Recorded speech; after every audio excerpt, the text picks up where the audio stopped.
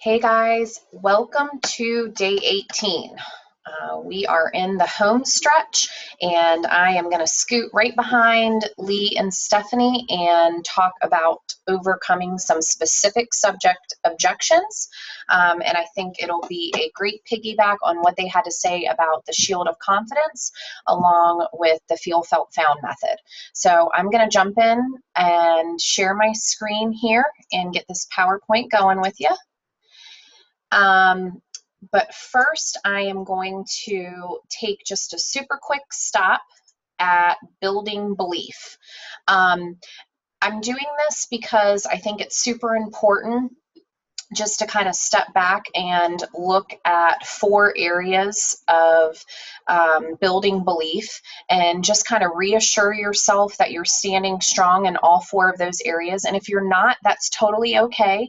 I have some suggestions on what you can do to beef them up, but I think it is so valuable to really have firm belief in these 4 areas when it comes to doing this business and sharing the products and the opportunities. So real quick, just building belief in yourself, network marketing, the company, and the product. So take some time, rate yourself 1 to 10.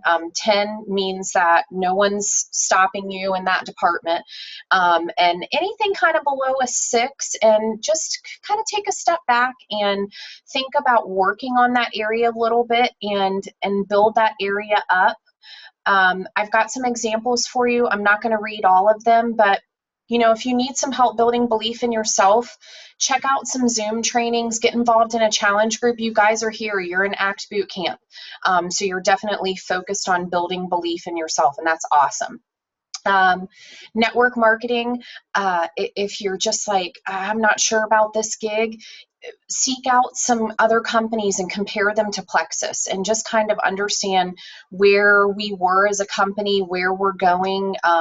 We have tons of growth statistics. I've got some over to the right.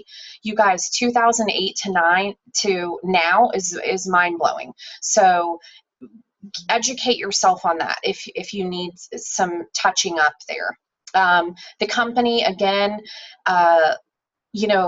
get to events within your community, opportunity meetings, sip and sees. It doesn't have to be something that you're throwing. Go with someone on your team or a sideline, or reach out on one of the pages if you don't have anybody in your area and find one, and just kind of build some belief and momentum there. And then the products, product of the product.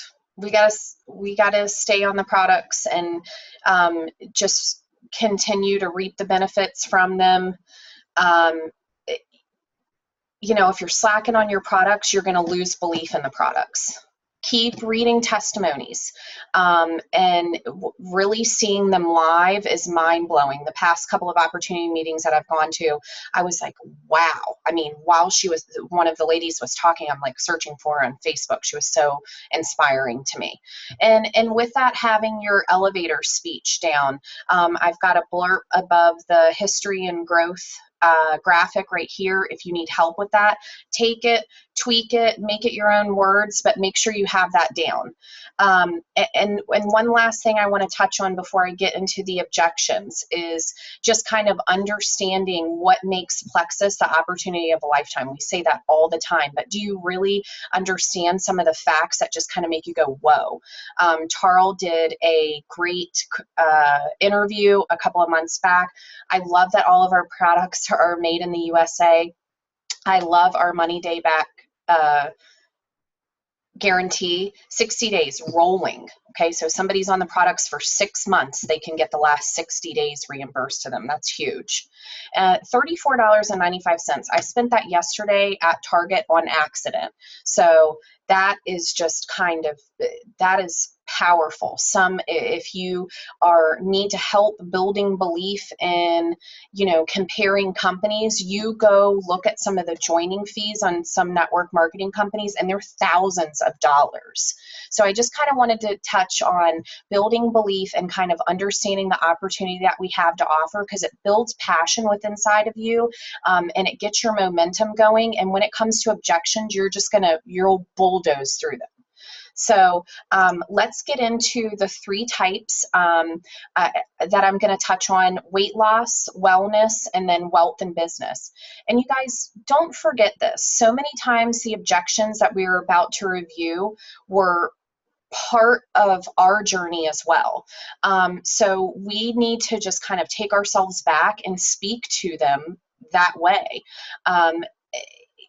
Remember, not everybody throws their hands up and goes, I'm in. There's something that you personally hit a roadblock with. So go back to that and, kind of relive how you researched the objection and came to whoever you signed up under and had that conversation. Just kind of, keep that in the back of your mind for whenever you're approached with that objection. All right, so some common weight loss objections. I've just got 2 here. These are my favorite. The whole I diet and exercise. Why would I pay for Plexus? I dieted and exercised. I think a lot of us did, but sometimes when your body's off, you can't control your cravings, which, makes you tired and zero lack of energy, and that's going to kind of keep you from staying on the path of diet and exercising. So just going to the whole point of, Plexus allows your body to balance. That's going to give you energy, and that's going to make you want to drink water and eat better foods than previous choices that you were making. And we know what it's all about, balancing blood sugar, gut flora, bringing down inflammation. So really turning that objection into, don't you want Plexus as a tool in your tool belt for healthier living? I know I will rebuttal with that question, and it works 99% of the time. So remember, questions are a great way to lead into further conversation.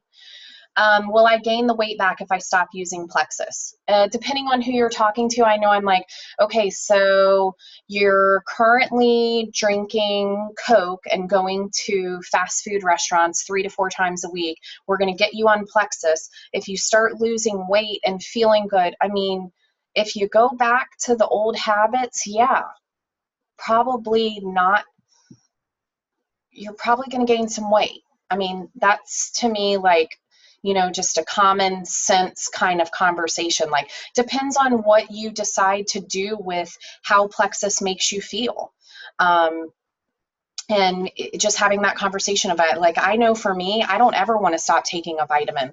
I don't ever want to stop taking an omega. I don't ever want to stop taking a probiotic. So once they understand the benefits of what that can do for them, then they're probably not going to want to stop either. This is just all about healthier living. Common wellness objections. My favorite, it was my pushback to Courtney, is I'm like, that's not FDA approved. Okay, so no supplements or vitamins are approved or disapproved by the FDA. The FDA definitely oversees them, and they will step in if, there's issues with customer complaints or health problems, but they do not put a seal of approval on any supplements or vitamins, any of them at all. So not in Walmart, not in Target, not in the grocery store, not in GNC. And my favorite comeback when somebody asked me this question is, I'm like, I know, isn't that crazy? Did you know that baby formula isn't FDA approved? Cigarettes are. So having that quick comeback will get wheels turning big time. Clinical studies. This can be a big one, especially if you're you know, talking to somebody with some medical background. But those cost millions of dollars and they take years to complete. There's a section in a book that I love called Recaging the Beast, and she talks about pharmaceuticals. And there are some statin drugs on the market now that took 13 to 15 years to go through clinical trials before they were FDA approved. And several of them are hitting the yellow list, almost to the red, getting pulled off the market from, you know, side effects, etc. So, you know, we hear drug commercials all the time, laundry list of side effects. So really, a clinical study does not ensure a safe product. So we don't feel the need at Plexus to run any trials. Most of our ingredients are plant-based, and we have an entire pool of ambassadors and customer success alone to show us that these products work, period.